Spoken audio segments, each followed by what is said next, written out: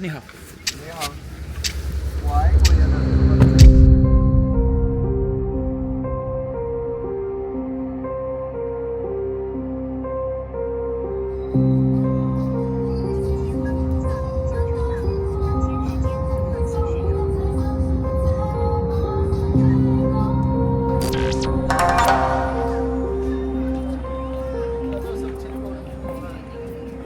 I understood that the best way we can learn is actually not learning by myself the basics of survival in China or how to start making business in China, how to make money, but to nevertheless it's possible, of course, but I prefer the most efficient way. We need to talk to people who have done it already, who have the experience. So this is why we are going to question, we are going to interview several people from different countries, from the Nordics in Europe, from also Chinese people who make business here, to bring up all the experience and the best advice from those who succeeded here, and try to understand it better, try to combine it all together as one, and that will be our recipe for the secret sauce that I was talking about previously. That one will definitely be a key to further success in China. So let's find those guys who will be able to share with us the secrets and how they actually survived and achieved the success in this country. Let's go. Nice to meet you, Clark. Thank you very much for coming today for the interview. I really appreciate that. I am an employer of an educational institution, and I'm fully responsible for international affairs, and I'm now living in Guangdong province. I grew up in the Jiangsu provinces, so I used to study in a foreign language study private school, and then I got a chance in my undergraduate study to exchange in the United States, and I do meet a lot of foreign friends like you, and so I think that's the reason why I can always keep in the habit to speak English a lot. Can you please tell us from your previous experience where foreigners usually settle down in China? Shanghai or Beijing or even Guangzhou is the popular place for the foreigners to go. But in recent years, we can find a lot of YouTubers or travelers who can they shoot a lot of movies in some countryside or in towns like Yangshuo. It's a beautiful place. You can experience a typical Chinese style, calm and peaceful life there. Why do you think Shanghai and Guangzhou and Beijing are the top cities for foreigners to settle down? I believe that because there are a lot more people speaking English, and there are better facilities for the foreigners, and they can experience a better life there. Foreigners, especially from the Middle East, or in Egypt or African countries, students, or even Indian students, they come to China for medical degree because they can either choose to stay in China or go back to their countries. We do have a certificate which is both suitable for our country and their home countries. So it makes it much easier, a lot easier, because when you, let's say, studied somewhere abroad, like away from European Union, and you come back to European Union, you need to verify your studies. You need to verify your certificate, but yeah, it makes sense that a lot of African students and from Middle East students are coming more and more to China. Cool. And do you think the same applies for students who study business? I think because China has been a relatively important market for the whole world, so I believe more students want to explore in China, and they want to find the secrets how China has changed this so fast. And I believe that also facilitates our foreign students to study here. What type of foreign companies are showing more and more interest, increased interest in establishing operations in China? And why do you think it goes this way? After about 40 years open and reform policy, China has changed a lot. So for current objectives, we are requiring a higher quality development. So we are just seeking for more high technology companies like artificial intelligence, like the electrical vehicle industry, or some. You can see a lot of great companies like Huawei, like BYD, like Dajiang. Yes, all these companies just they completely transform the image of the Chinese companies. We are not just focusing on producing the small companies. We just want to we want to produce more high technology products. Wow. Also, you can buy BYD car in the metro station. Yeah. that's cool. Was it like Geely that Geely, yeah? Geely owns the brand of Volvo, which was a Swedish brand. That's cool.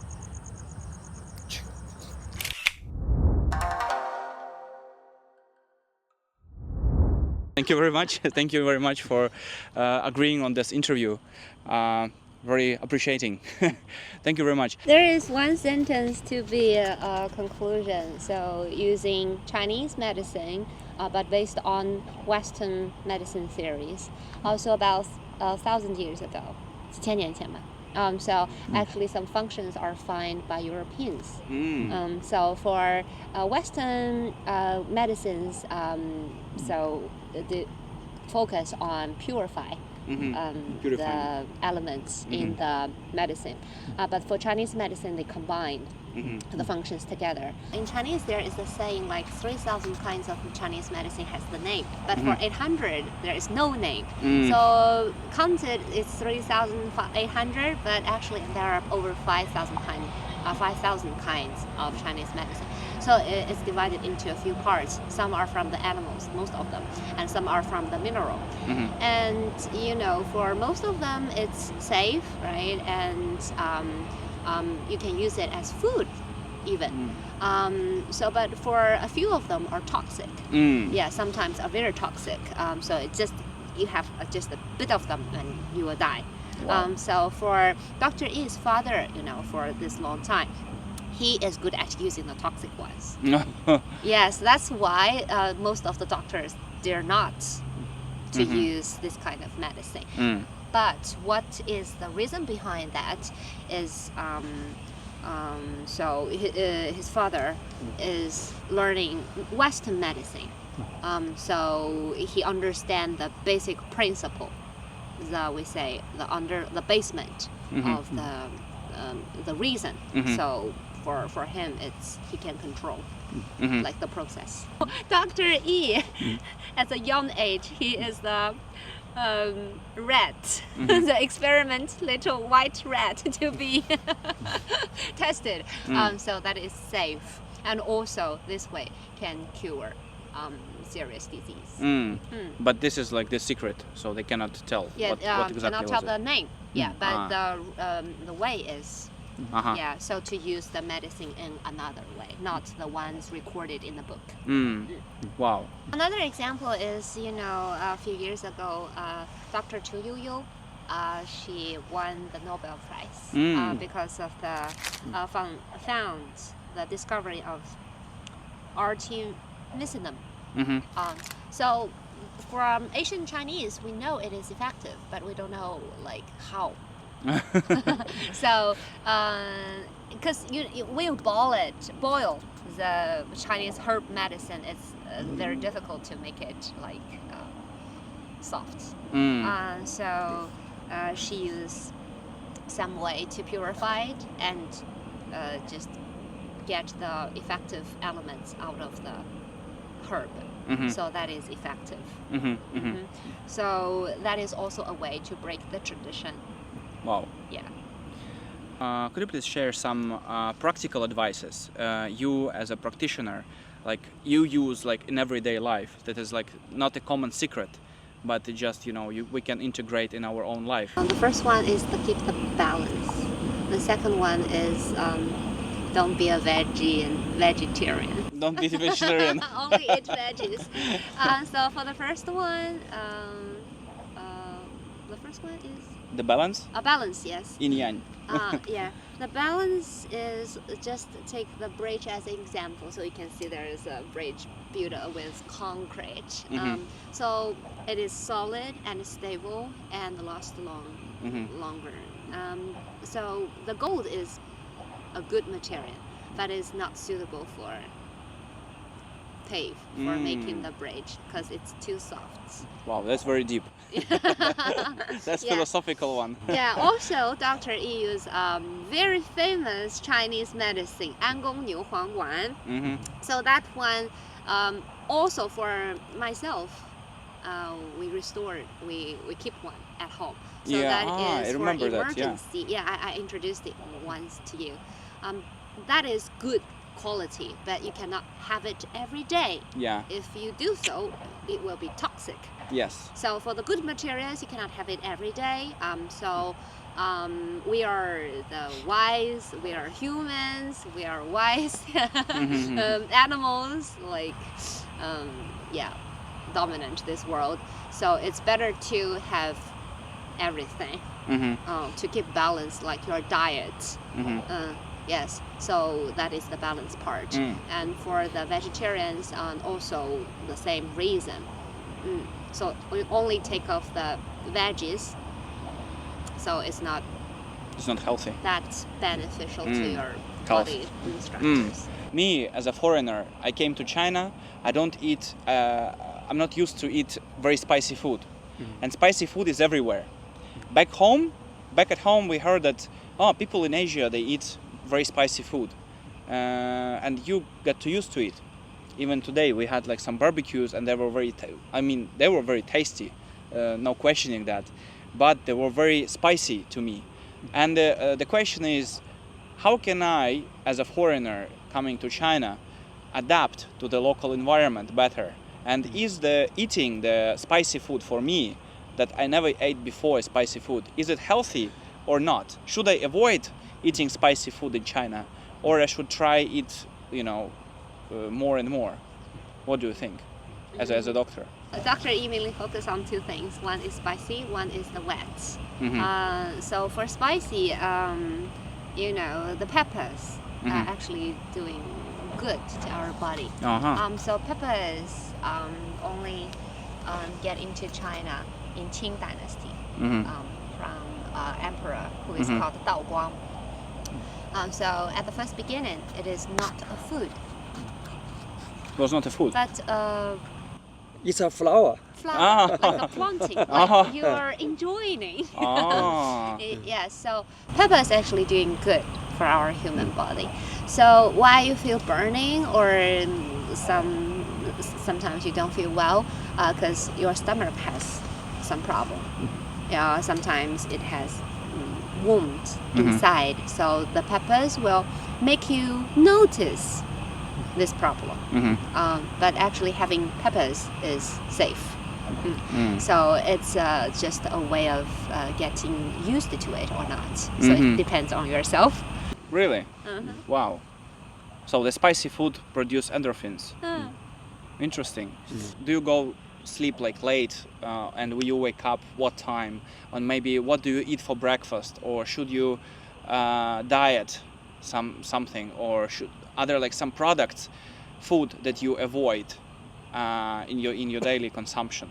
Like some practical advices like this would be really helpful also. You have to sleep during the night, but so that is not one way. So regular is the key word. So you keep your life regular. Or like if you have to work at night. So if you get the fixed routine, that is also good. So it's not affect much to your healthy. Also for breakfast, vitamin and protein is essential. So for Dr. E, he would like to have the meals with vegetables in the morning. Fresh. So fresh. And also for our Chinese tradition, we like hot food, like served hot. But actually, when we think about the hygiene and cleanliness, so also the cold ones is better. The cold one is better. Yeah, cold one, nutritious. Nutritious, yeah. For entrepreneur, it's very important because staying healthy means you stay energetic and means that you will be productive. So maybe you could also tell us about the main food that we should avoid in our consumption. Maybe, I don't know, I don't want to say anything about McDonald's or Coca-Cola, but maybe you could tell something that is like some food, kind of food that you prefer to avoid yourself, and you advise, also to your family and close relatives, like never touch it.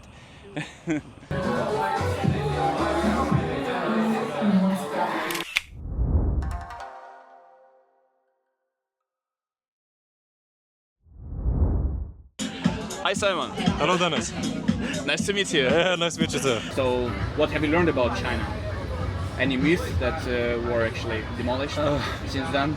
I don't think I would even come to China in the first place if I shared the very negative view of China that many people in Europe have. I think if you have that view of China, you're not even going to come here. You're not going to be interested in coming here. Idea or like of the social credit score system. Because you hear a lot about this. No one here has even heard of it. Let's say top 3 pros of being here. There's a lot of opportunities, I think. Not many people come here. If you get here and you get good connections, maybe you learn the language, you have some good skills. Yeah, you get some good guanxi, then a lot of things could happen that are good. It's very safe. I think, especially if for anyone, but maybe especially if you're a woman, I think you can feel quite safe here in China. That's always a positive. Why you chose China? Why you didn't choose, let's say, to go to United States or Australia or Japan or Korea? Why decided to China? I think the reason I went to China is because, to be honest with you, I've always kind of been interested in China. I don't know if it's because of something I read or saw when I was a kid or something, but I've always been a little bit fascinated about China. It's this whole kind of separate civilization. I think like China shouldn't be compared to any particular country in Europe. It should be compared to Europe in its entirety, right?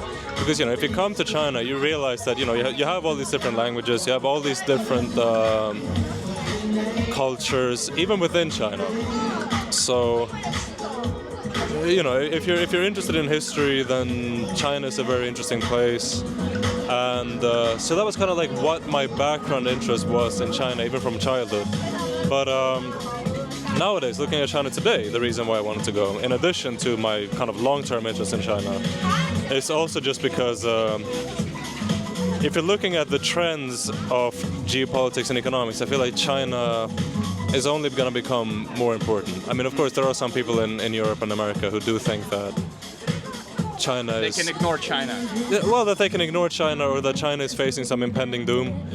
And yes, maybe China will have some economic issues in the short term, but I think long term, China is definitely one of the power centers of the world.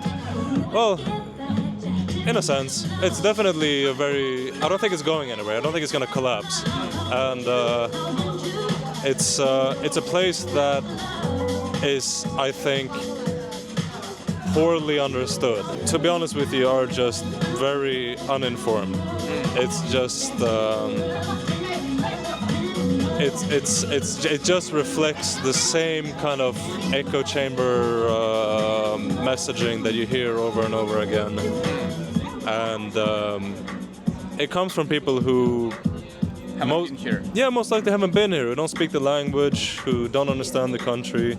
I think China is it's a very cool place. It's a place with like huge opportunities right now. Especially now there's kind of a fresh there's a bit of a fresh start in China right now after COVID, because a lot of people left.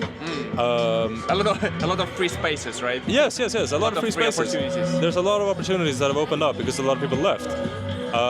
And China changed, and the kind of expat community in China has changed. And I think it's quite an exciting time to be here, you know. So, yeah, I think it's fun. It's very fun to be in China right now.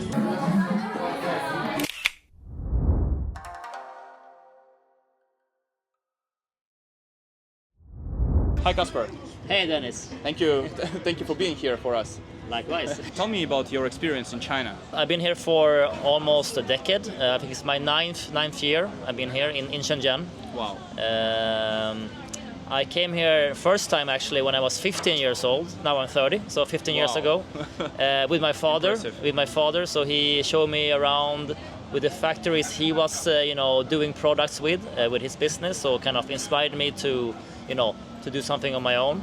And then when I finished school, and I took a flight to China and started to manufacture products.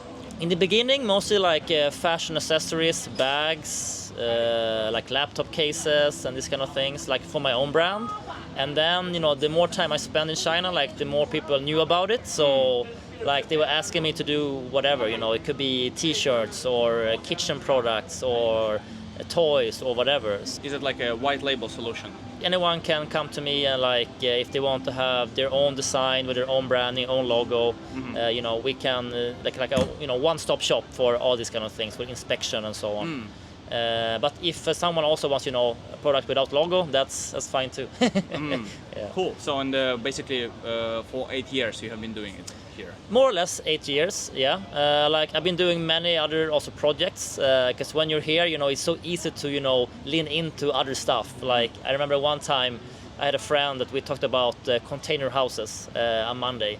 On the Tuesday we were in the container house factory and ordering 2 samples of 2 container houses. Like Wow. It's that kind of speed here that you can develop products and go to factories and really understand how everything is done, which makes it much easier to understand what can go wrong, what you have to think about when you're doing design or branding or construction of a product. Did you speak Chinese before coming to China? I barely speak now either. Wow, really? It's something that I wish I would have been learning earlier. I guess I just, when I hired my first staff, my first colleague, I kind of delegate all the factory, communication to her, and I never really studied it either. So yeah, I can know for sure. I survive for sure, but it's nothing impressive for anyone. Yeah, but it's actually cool point that even without Chinese language you can build successful business. Go back into like 8 years ago. What's your impression of China was back then compared to what you know like now about China, like the real story? What you were expecting about China back then when you were coming here? I mean, Why you took the risk? Like what made you to take the risk? I mean, like for me, it was not really a risk. Like the risk for me was to get stuck in Sweden and don't do anything. Like that's for me, it's a bigger risk. Right. So for me, okay, I planned to be here only for 3 months at the beginning. So I went on an internship here for a Swedish company doing e-commerce and manufacturing. So I learned that the first 3 months, and then when I, okay, maybe I can do something on my own. So there was no risk, analyze from that time. Yes, exciting to go somewhere else. I was actually living 1 year in Thailand before China, so I was not that new to Asia. You prepared yourself. Yeah, I prepared a little bit. Like it's a good middle landing to go to Thailand before you go to China. Very different country. Trampoline. Yeah. So I mean, when I came here, everything is so different for sure. From Sweden? From Sweden, from Europe, from the whole world more or less. But you get shocks every day. Wow. Oh, how can this be working? How can this happen? But now you kind of living that life where these kind of things is not really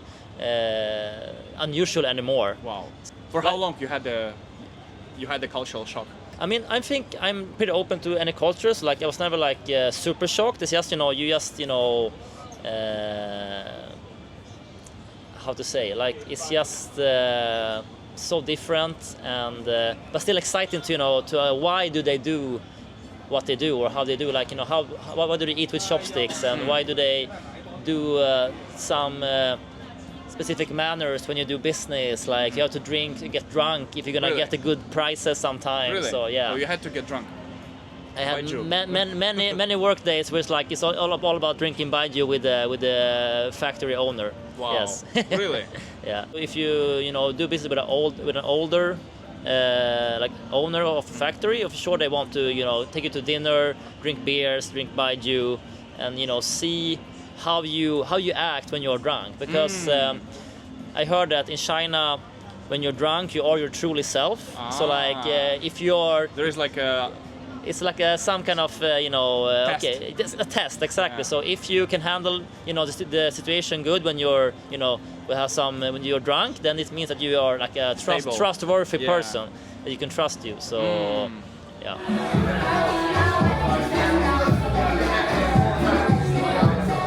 Hi, Katrin. Hi, nice to meet you.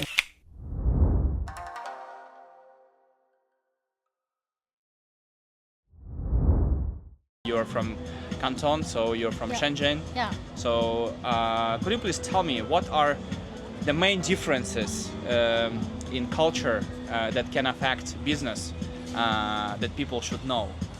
To me, the business people that in Sweden, they are really want to be. They actually work on a very honest way, and they don't have that many like activities after work. And they even a colleague between in a company, they don't like build up a private relationship. But in China, especially in Canton, everything about tea.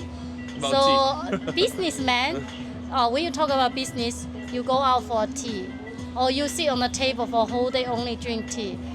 But in China, it's very tough because they more put the business can make a deal down after work. It's like you have to go out, have a lot of activities, maybe drink a lot, and to build up a really strong relationship. And so it's more complicated and more need on the energies, and so that's a very, very big difference. So when I work with a Swedish company and with a Swedish colleague, and what we need is really like put the real man on the job. Like I need to do a good job, and I need to how to like make the job done in a very efficient way. But in China, it's more like a relationship. It's Guangxi. Guangxi. And so have you have good relationship with the boss? Have you have a good relationship with your partner? And how to build this relationship? Maybe you will spend a lot of time. It's not only focus on what you should be done on the job. It is the other things. In China, if your boss says you, or you have to be more committed to work. Yes. How does it work like? That's a work environment. Actually, in Sweden, I also met a lot of hardworking people as well. But of course, like 60, at least up to 70% of the normal workers, they after work, they throw their phone in the office and they go back home. They enjoy their life. But in China, you kind of like, I have to stay overtime, and a lot of company even promote like 9 to 9, 996, 9 to 9 and 6 days a week.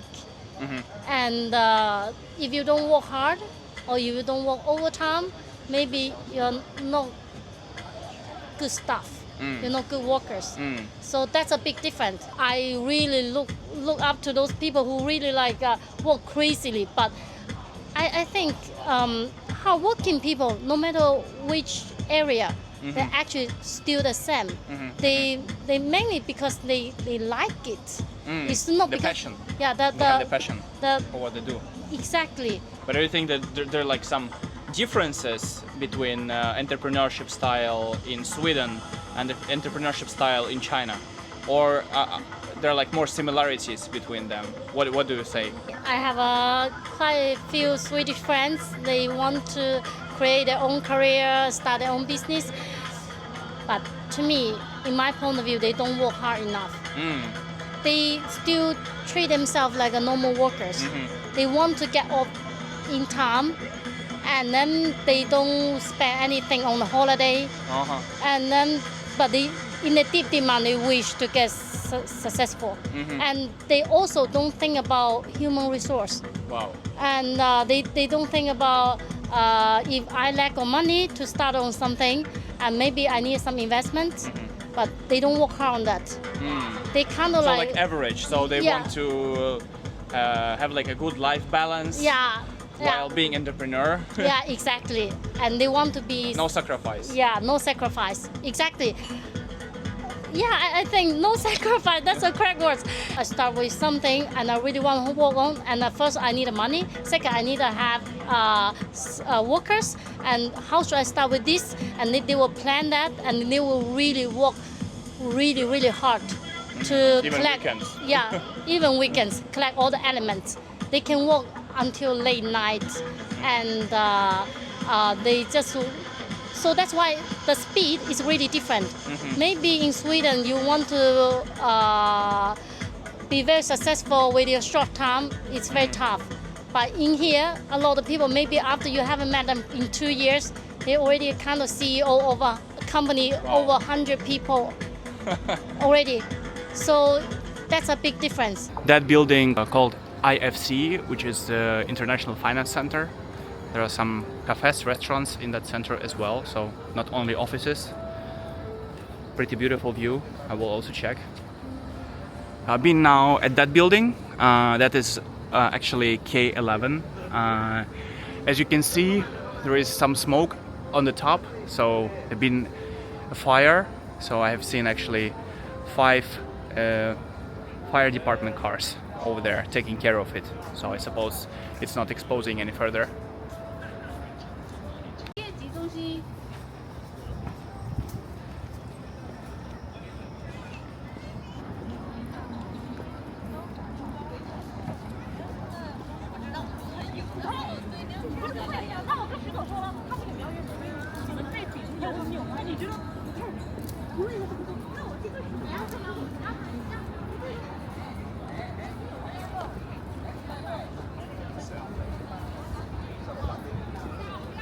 Five years planning is ongoing in China, which is also was new to me.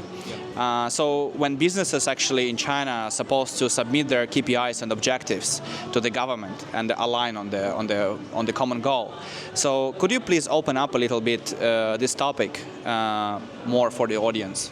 It can be traced back to the very beginning of our new China PRC, and it's not a specific plan for every unit in the society, but we initiate a common goal and telling the society and the country we should follow the role, and then we're just offering some better policies to encourage the companies, the private corporates, to follow this rule, and maybe they are still sticking to their traditional industries, but we just always giving awards to the more innovative and more updated company to invest more in the industry. So they don't literally submit something for the government. We just encourage and reward a better quality development. So the green policy and the sustainable development, the green policy and the sustainable development is a requirement by the government. We got to protect the environment, and we got award the companies and institutions who are doing great and contribute to protect the environment. and the electrical vehicles and the carbon emissions will be a focus of our government right now. Wow. So shed a light a little bit on the main differences in business practices, or like cultural differences in business between Western and Eastern companies. I believe the companies will be part of the cultures. So I think at least in China, the companies, the owners will view their company as a family. They want to keep a personal relationship much more closer than the Westerners.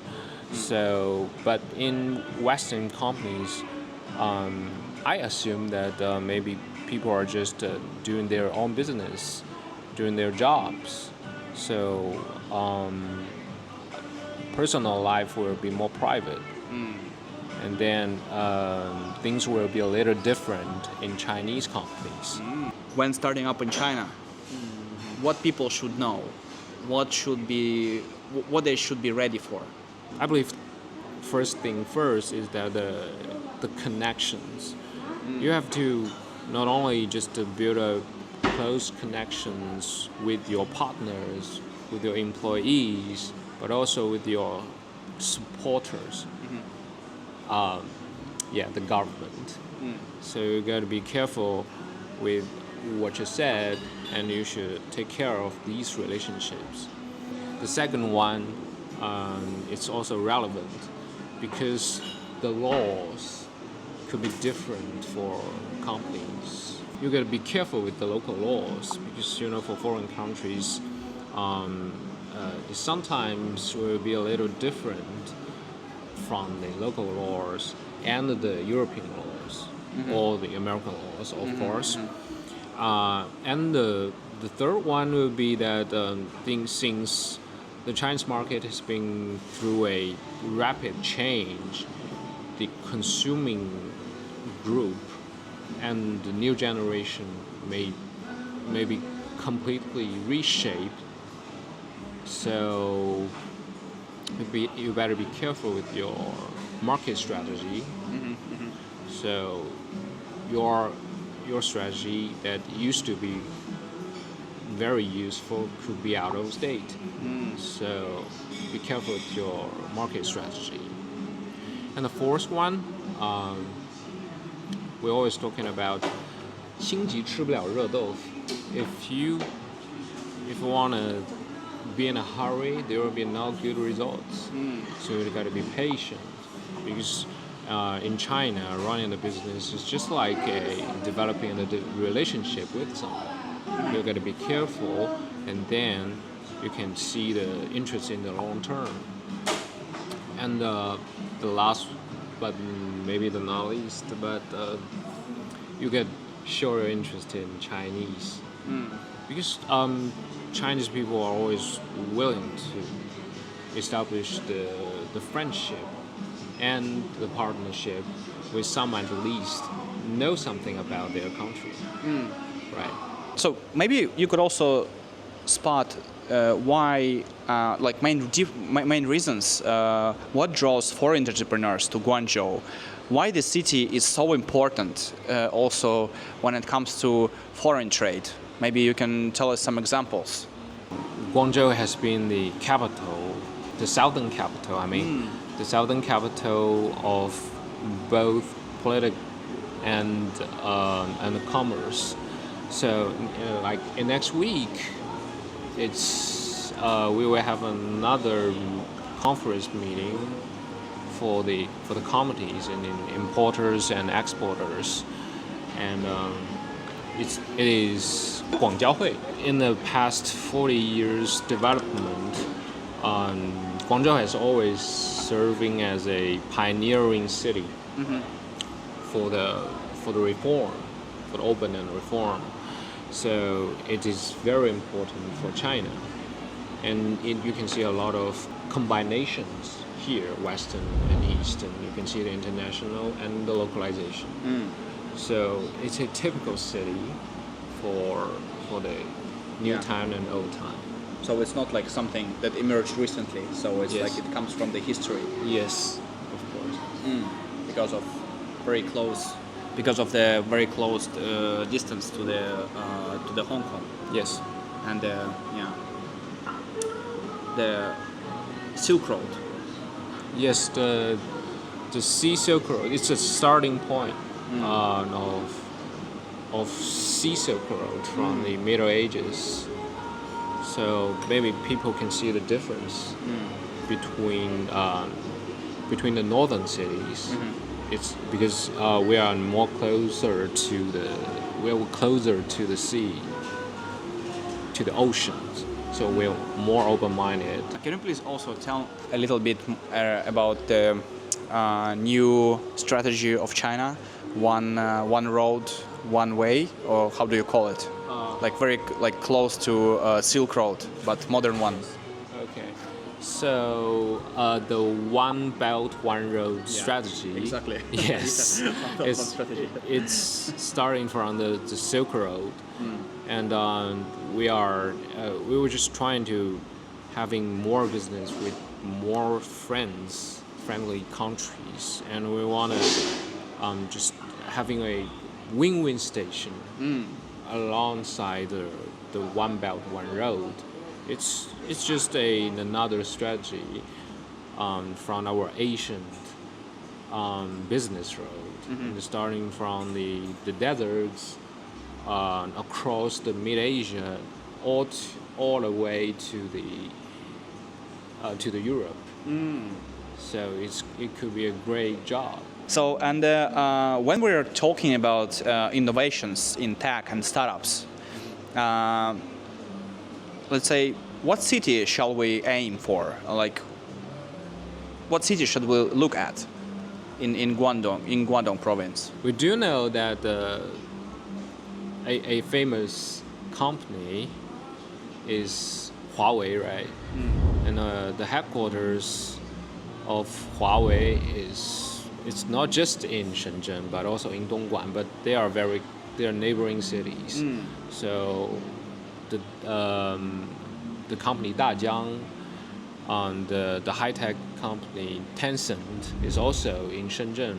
So at least in Guangdong province, you can go Shenzhen for more high-tech companies like this. A lot of foreigners decide to have their own setups there. So by now, maybe over 100,000 companies, they just set up their headquarters in Shenzhen, and a lot of foreigners are living there. Many companies and many venture capital in Shenzhen. Need to take a look at it closer later on. So, but why do you think Shenzhen? Why did they prefer this city? And maybe you can tell us some reasons behind it. Shenzhen used to be a fishing village. Wow. with a few villagers living there, but in 1978, with the open and reform policy, the Guangdong province starting to do a lot of economic constructions in Shenzhen, and Shenzhen has been served as a special region for experiment to see how a market economy can serve. So Shenzhen will be more like a experiment for the new China to try a different mode. And as you can see, it's successfully constructed, and it's become a modern and international city and metropolitan in Guangdong province, just next to Hong Kong. So I believe that is the government support a lot, but also with all of the efforts of Chinese people. That we also can build a great economy city and attract foreign investment. Yeah. Where they should start their journey in understanding China and Chinese culture in order to succeed here as entrepreneurs. And me, as a newbie in China, I've been here only less than 2 months now, and I'm really fascinated and falling in love. So please feel free to share some personal advices. Well, how do you feel, and examples? First of all, just stay informed about the rapid development of the Chinese market and the Chinese society. We're no longer a village, and we're no longer a countryside. We are just full of skyscrapers and an advanced society. I know I'm a little exaggerating, but I just want to underline Yeah, it's very important. yes, the impact that we focus on the economic development. And the second thing is you should take more cultural sensitivity because Chinese people are sensitive. If you want to do the business here, so you got to be sensitive to the cultural traditions. The old partnership may not be equal, but nowadays we are requiring a more and more mutual respectful relationship. So just keep sensitive about our culture. The next one could be trying to learn some Chinese history, and you can have some better understanding of why people love, why people cry, and especially some nuisances. We do have a lot of taboos in our culture, so it's quite important to learn some Chinese stories. Okay. Can you name some example? What are taboos in China? So, about our typical Chinese and Japanese relationship, because we are suffering a lot from Yes. World War II, so we could be super sensitive to that history. So just try not to be offensive in that way. Yeah, it's very important. Yes, important. The last opinion will be just be open-minded and trying to learn more about the fast changed market. And especially in China, you get closely taking care of your relationship with your partners and yes, it's 关系, right? So try to taking care of everyone's emotions, trying to taking care of even their families. It will be hugely important. Okay. Not taking down, writing it down. It's really important to be able to learn to be able to serve other people. Even for the civil service, we are the servants. We are trying to serve the people. That's the same rule that is following by the government. So trying to be not that bossy. Try to serve the people. Yes. 有朋自远方来，不亦乐乎. If anyone want to come to China, we'll be super happy, and we'll welcome you. Cool.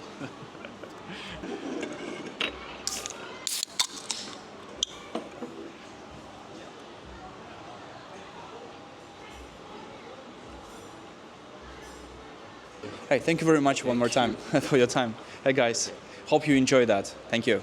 For recommendation, back to that keyword, balance. Balance. Yeah. So it's not to say Coca-Cola and McDonald's is not good, but you cannot make it as your own main choices. If you has ever saw somebody just use the Coca-Cola to replace the water. Yes. So it's only I've seen it. Coca-Cola I everything. witnessed it. Yes. 他也看过这样子。 I've seen some people. Yeah. Yes, not to say McDonald's is not good, but you don't use it as a main food. So balance is the key word. So you have some part of this, some part of that. That is good to your health. What about sugar? 那糖呢？糖要少吃，哦，因为 A little bit. for a modern life where we should not eat sugar that much. For Chinese, the previous generation, 4 or 6 child in the family is common.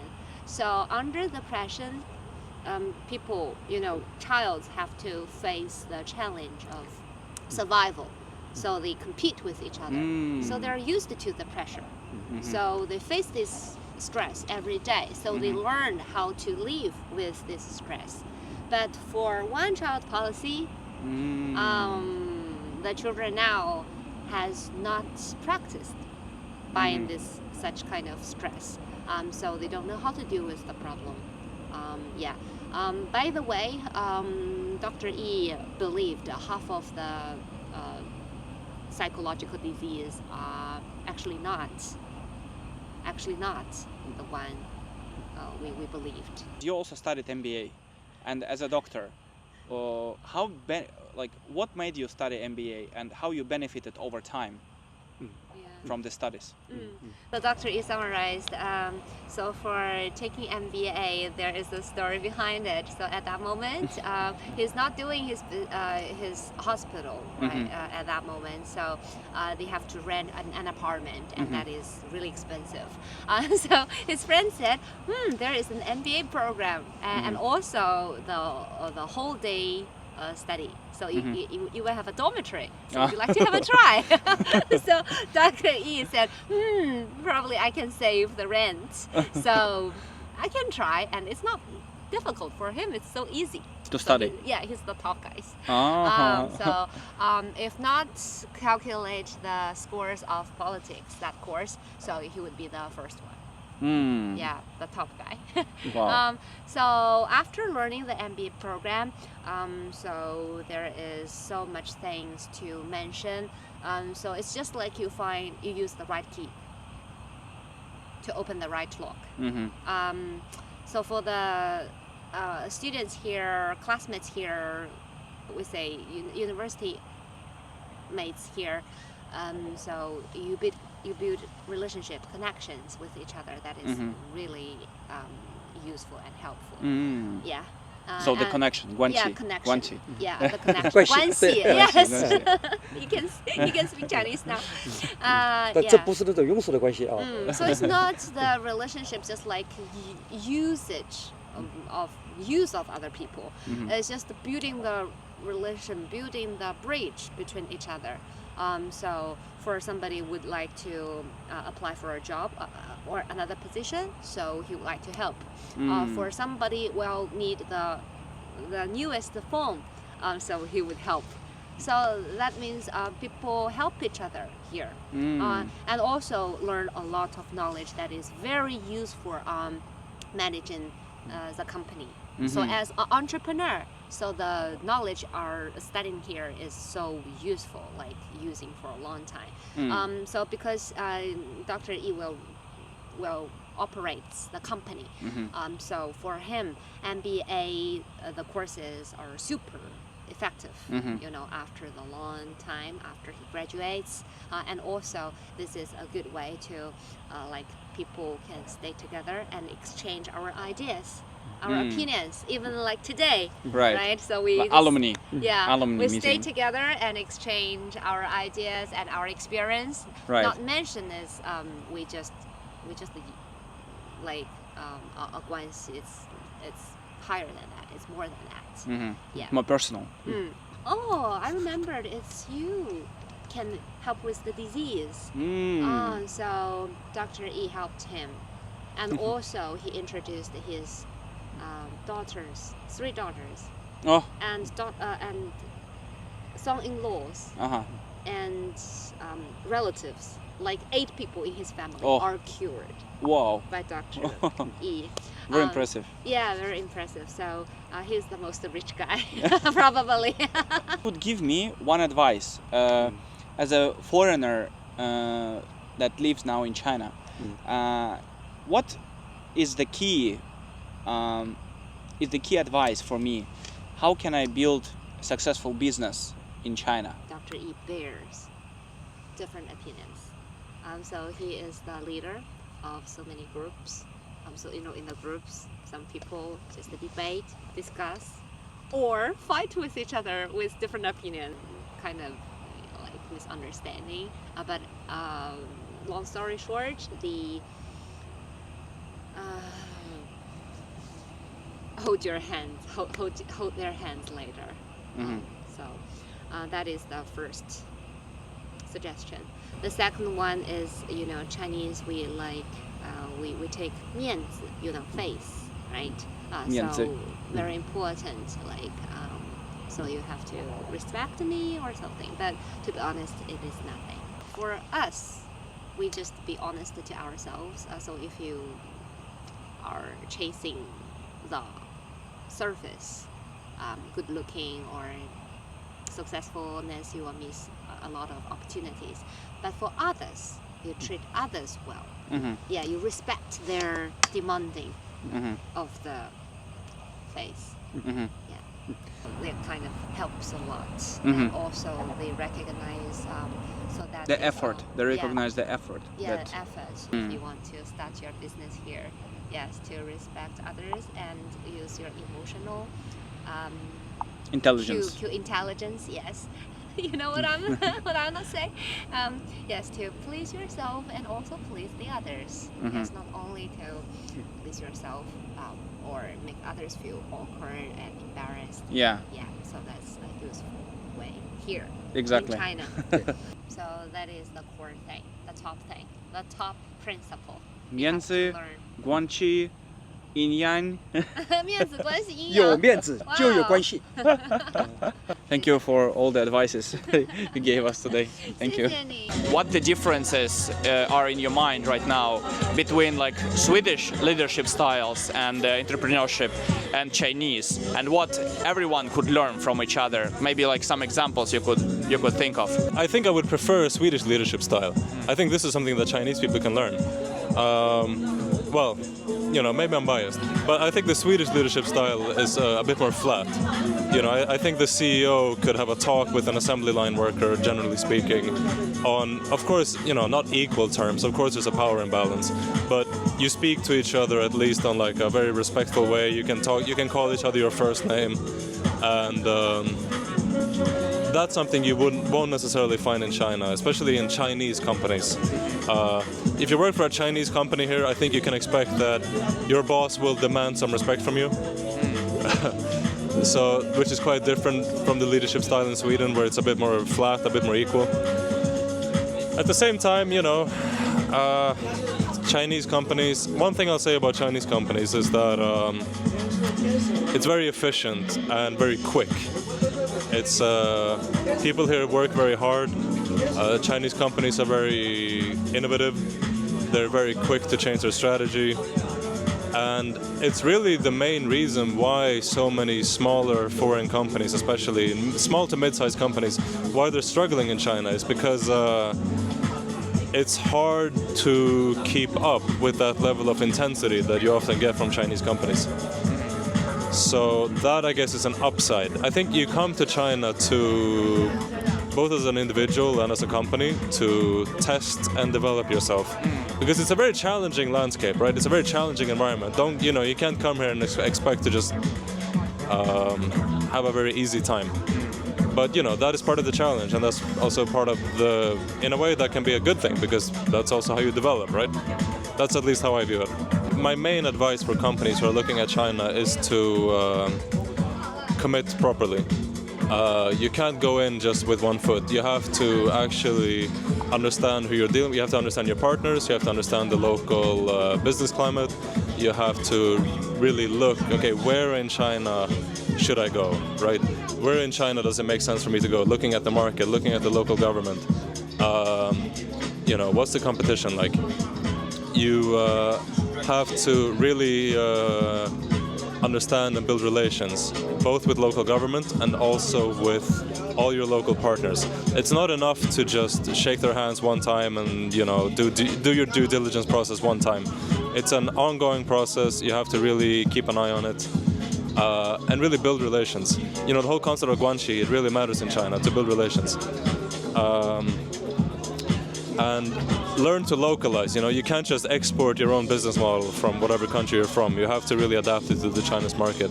I think that's a very, very central thing. For individuals who are coming here, try to learn Chinese. That's definitely helpful. And just Open-minded. yeah, be open-minded. You know, be prepared to be a little challenged. But Many people, they have like stereotypes, you know. of course. Yeah, don't cling too hard to your stereotypes, for sure. You, like, be prepared to test whatever your assumptions are, and try to make some Chinese friends. You know, there are Chinese people here who speak English, and I understand. Like, even for me, I haven't really made a lot of Chinese friends who are, of course, not English speakers, but also people who haven't worked abroad, who haven't like studied abroad. That takes a little bit more effort. I think if you live here for a lot of years, you speak Chinese, maybe you can get to know those people better. But you know, even if you've just come to China, you know, there's a lot of Chinese people who have studied abroad, who speak English. I would say make an effort to get to know them as well. Don't just stay in your expat cliques, although of course that's nice. I think that's a good advice. And you know, travel around, try to see the country a bit. Don't just go to the same places everyone else goes. Try to go to like the countryside. Try to go to these random places because it's fun and it's interesting. Yeah. Wow, that's an eye-opening. Thank you very much. Why actually you were afraid of stuck in Sweden, but going to China and trying something new? Like, why you had this drive? Like, what motivated you? I mean, I've always been trying to do stuff also in China, also in Sweden. Mm-hmm. So I was actually working with Chinese suppliers, but living in Sweden before I moved here. So I just wanted to be closer to the suppliers I worked with. And of course, my father, who brought me here when I was 15 years old, of course, inspired me to go here as well, or at least not stay in Sweden and do. Of course I could do something exciting in Sweden as well, right. But when my father inspired me to open up my my view to China and to Asia, of course it was more exciting. Things happen much faster here, much faster, bigger development of this, like comparing now with when I was here, like first time when I was 15 years old. It's such a big difference of how they build buildings and just the development of all electric cars, all the apps for daily life. I never have cash anymore on me. I just everything through the app, like the WeChat app. So or Alipay. yeah, Alipay and other similar apps. So the life is so seamless here. Deliveries, payments, transportation. So it's like when you go back to Europe and you can't get your food delivered in 10 minutes. It's like, what the hell? Especially in Shenzhen, I think it's like I think the most developed city in China. They really like, for me, it's heaven to work with suppliers in China because they're so helpful 24/7. Like you can get a quote 2 a.m. Like that's not normal. That's like not unusual. Like they're so eager to help you to get samples, get everything fast, and help you in any ways possible. And so like the drive and the hospitality from suppliers in China is like really outstanding. So like when I try to do similar maybe orders or projects with other factories in other countries, still good maybe, but not as fast and not as pushing forward as the Chinese suppliers. So it's it's not easy for sure to make products in China, but it helps that the supplier is like very eager to help you with everything around the products, around the production, and take care of you when you come to the factory, explaining how everything is done and so on. Yeah. When I first came here the first year, I actually was so eager to learn about doing. I do mostly bags, so I stayed 3 months in a bag factory. Wow! In the dormitory with the other workers in the factory, and just to learn every step of how my product was made. Wow! And, scratch. From scratch, from cutting the leather, gluing, stitching, painting, logo, whatever, steps needed for the product. So and you also learn the culture. Okay, 3 months with only the workers there, understand how they lived, and their You understand the approach? their approach, their life. Many people there, they work in the factory, but they had their family far away, like just to make money for some years, and so on, to support their family somewhere else. That time I was so obsessed to understand how a factory All the was. details. Yeah, all of this is how the factory was working. Like okay, who is doing what machines is doing what is the risk? Okay, how can my product how can it go wrong? So that you can see every step. Okay, where can it go wrong in the manufacturing as well? So like you understand how to maybe design your product in a way that makes it easier to do, maybe less labor or these kind of things. Is China still open to new entrepreneurs, like newcomers, who would like to establish business here, like become an entrepreneur, like from scratch in China? I'm mostly selling in Japan, Europe, US. So I don't sell directly to China. It's more like a supplier for products. But of course, I've been looking into selling in China as well. But it's more of a money game. I like price is for sure one thing. Because now factories can directly sell to the customer. And there are many apps today doing that. Yeah, so there's not really any middleman anywhere. Right. Or it can be like that in some different marketplaces in China. But in China, it's 100 times bigger market. So actually, that small niche product can still be very, very successful in China because it's such a high volume.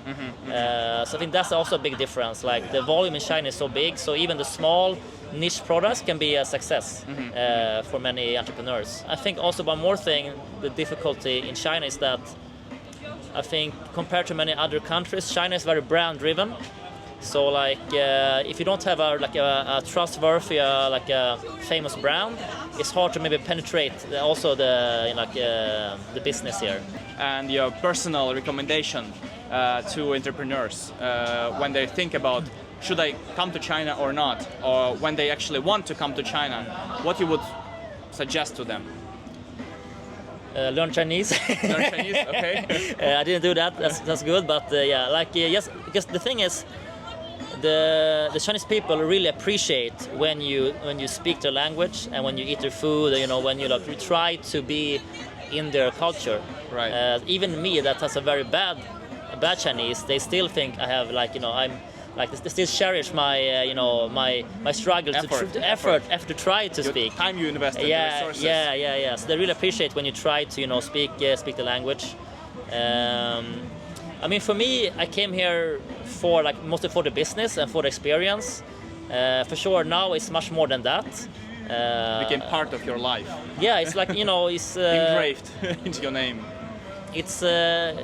When people talk, about China, but they've never been here, there's so many things that is both good and bad in China, right? So I think maybe when you're here, you really experience what China is actually about. Pros and cons. Yeah, take away the politics, take away, or look at the people, look at what they're building, look at the opportunities with the suppliers, with the factories, or other things, right? So you have to be very open-minded, I think, to come here, to see, what can be done and what you can learn from them.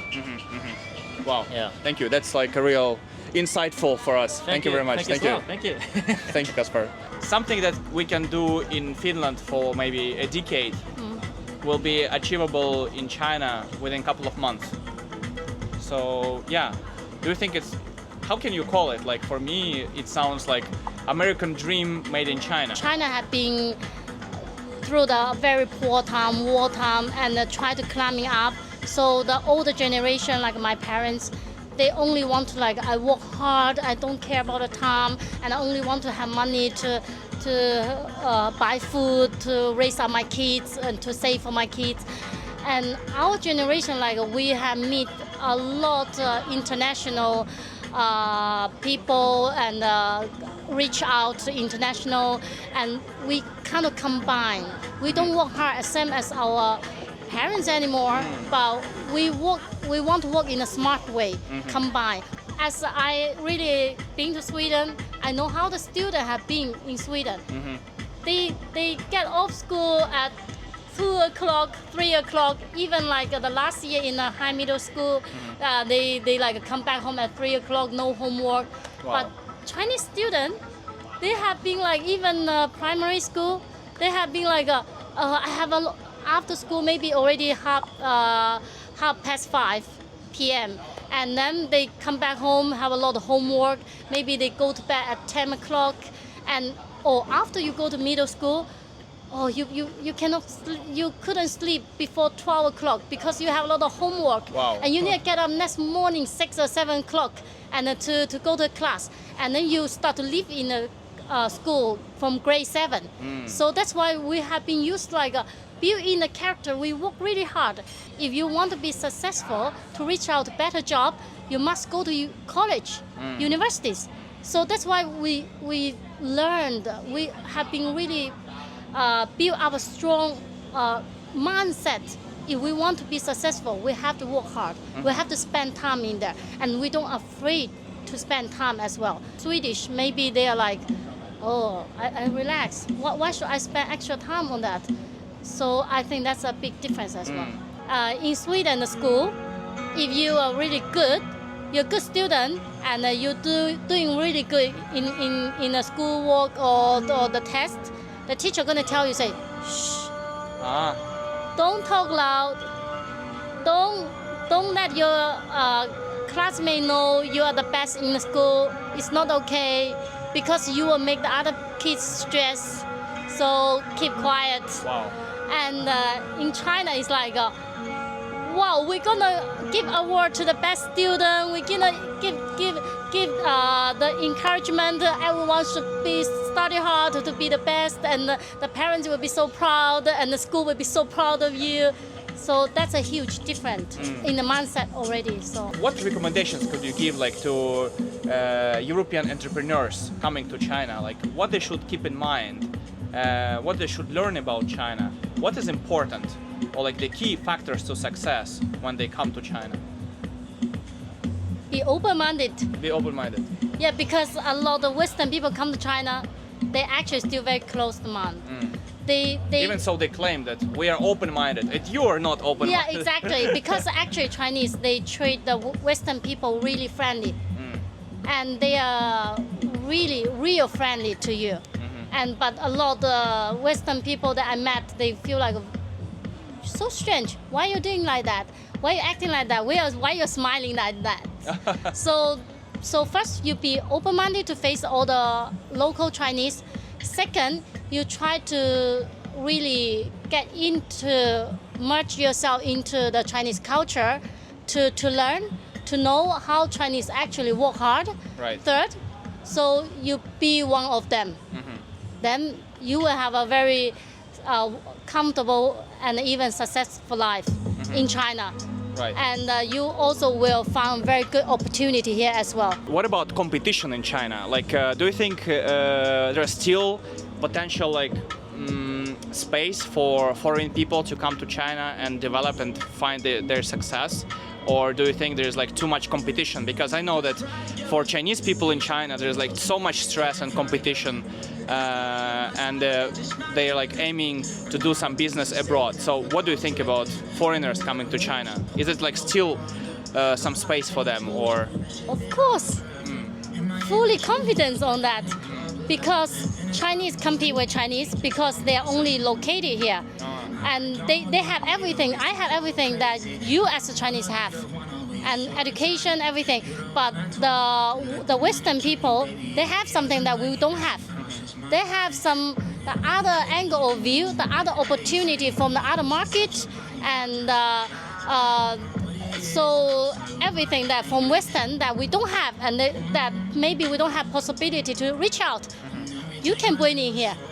So you can create your own market here. Right. Your competitors still too less. So you still have a fully opportunity here. So of course, I'm really confident on that. So let's stay tuned and try to figure out how China works and how to make $1 million in China without wasting my time.